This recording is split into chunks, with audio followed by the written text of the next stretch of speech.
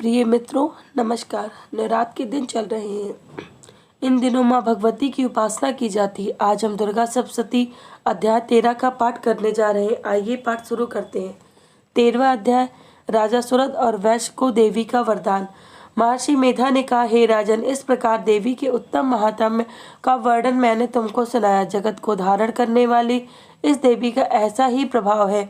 वही देवी ज्ञान को देने वाली है और भगवान विष्णु की इस माया के प्रभाव से तुम और ये वैश्य तथा अनेक विवेकीजन मोहित होते हैं और भविष्य में मोहित होंगे। हे राजन, तुम इसी परमेश्वरी की शरण में जाओ।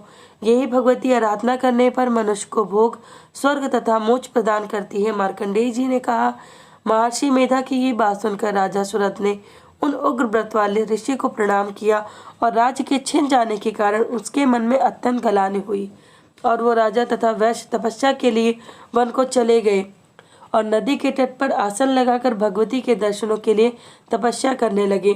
दोनों ने नदी के तट पर देवी की मूर्ति बनाई और पुष्प, धूप, दीप तथा हवन द्वारा उनका पूजन करने लगे।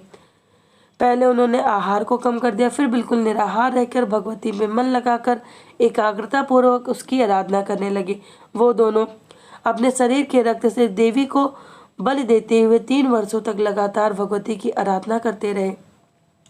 3 वर्ष के पश्चात जगत का पालन करने वाली चंडिका ने उनको प्रत्यक्ष दर्शन देकर कहा, देवी बोली, हे राजन तथा अपने कुल को प्रसन्न करने वाले वैश्य, तुम जिस वर की इच्छा रखते हो वो मुझसे मांगो, वो वर मैं तुमको दूंगी, क्योंकि मैं तुम पर अत्यंत प्रसन्न हूँ।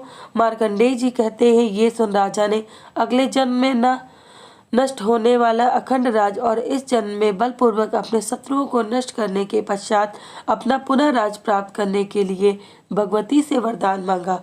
और वैश्य ने भी, जिसका चित्त संसार की ओर से विरक्त हो चुका था, अतः भगवती से अपनी ममता और अहंकार रूप आसक्ति को नष्ट कर देने वाले ज्ञान को देने के लिए कहा।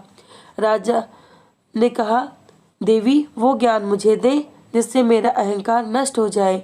देवी ने कहा, हे राजन, तुम शीघ्र ही अपने शत्रुओं को मारकर पुनः अपना राज्य प्राप्त कर लोगे। तुम्हारा राज्य स्थिर रहने वाला होगा।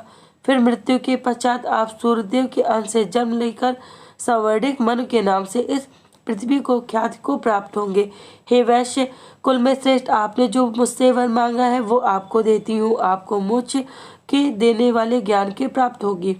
मार्कंडेय जी कहते, इस प्रकार उन दोनों को मनवांछित वर प्रदान कर तथा उनसे अपनी स्तुति सुनकर भगवती अंतर्ध्यान हो गई।